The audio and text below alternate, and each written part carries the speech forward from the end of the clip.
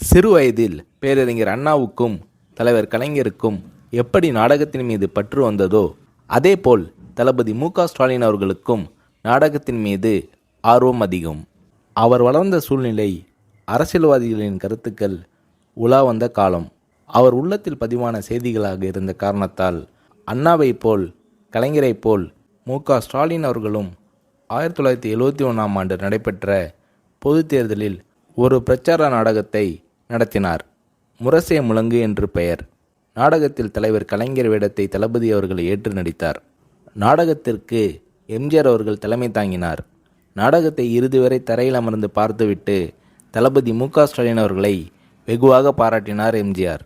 தளபதி மு.க.ஸ்டாலின் அவர்கள் அந்த இளம் வயதிலேயே எம்ஜிஆர் அவர்களிடம் எவ்வளவு நெருக்கமும் உரிமையும் பெற்று வளர்ந்தார் என்பதற்கு முரசே முழங்கு நாடக அரங்கேற்றமே ஒரு உதாரணமாகும்.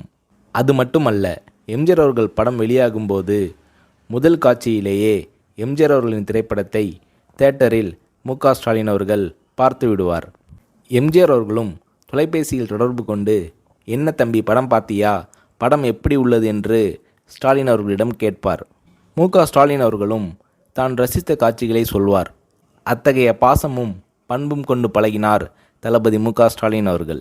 எம்ஜிஆர் அவர்களின் நல்ல ரசிகராக இருந்தார்.